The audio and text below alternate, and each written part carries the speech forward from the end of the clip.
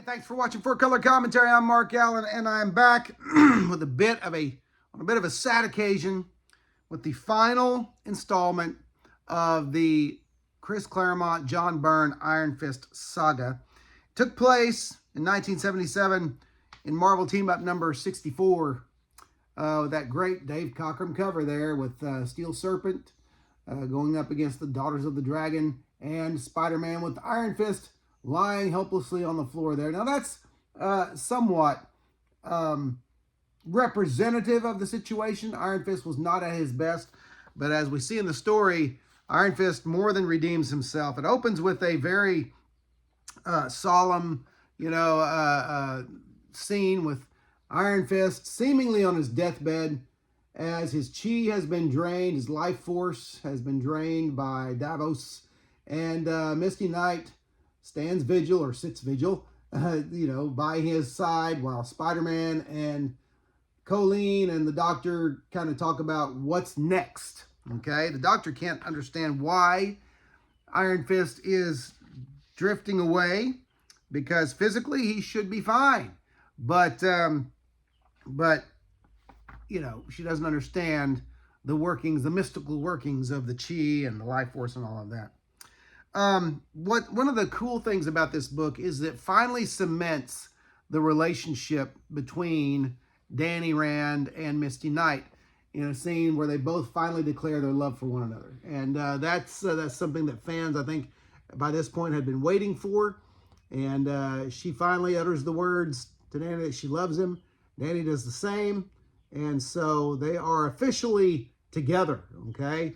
And we see that even more so later on in the story.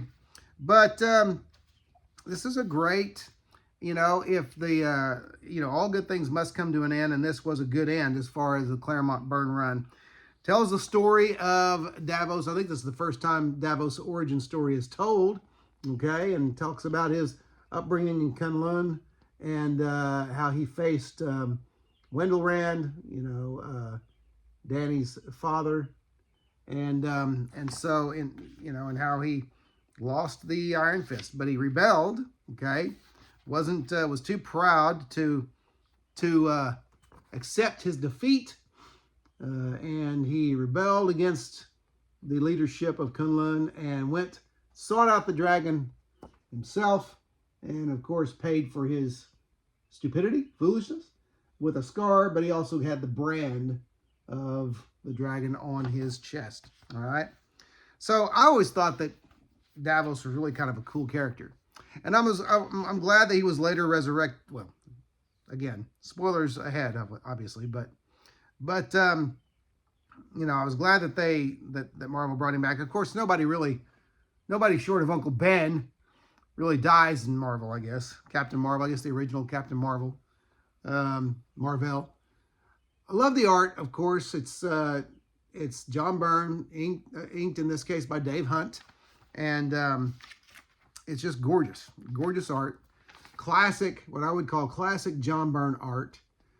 Two artists to me really just kind of characterize Bronze Age Marvel. Those two artists are John Byrne and Sal Buscema. Now, I mean, there's obviously room for, other opinions there. Other people will have different opinions. Some would say people like Frank Brunner and maybe even Mike Plug, even though Mike Plug did far less art, I think, in the Bronze Age for Marvel than John Byrne or Sal Buscema. Well, nobody did as much, I don't think, as Sal Buscema.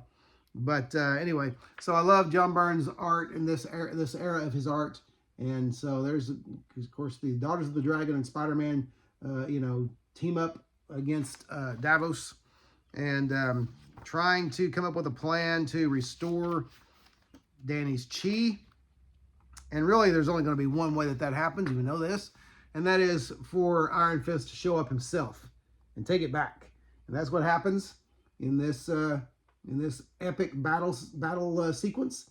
Now you see that Davos can't control the Iron Fist.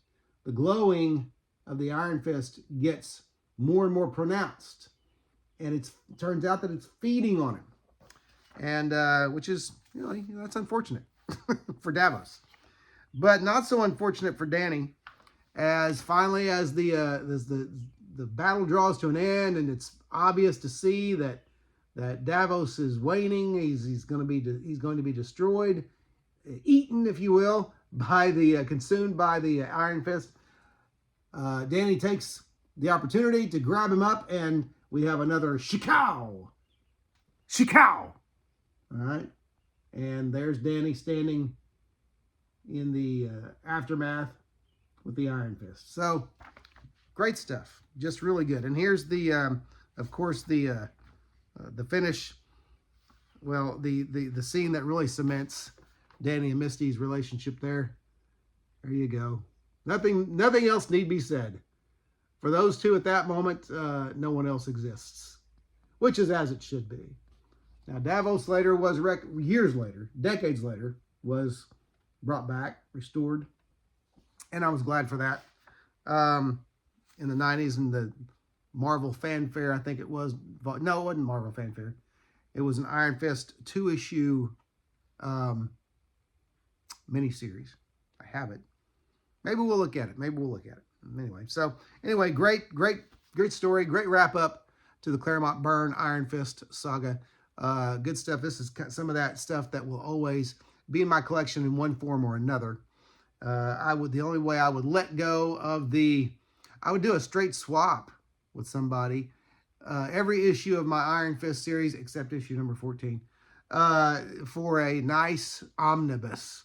Iron Fist omnibus, if somebody wanted to do that. But I doubt that anybody will do that, because the Marvel team-up issues would need to be in there. I don't know if they've collected the entire Claremont Byrne Iron Fist saga or not, but that would be a great one to collect. And I would love it in omnibus form. Anyway, that's it.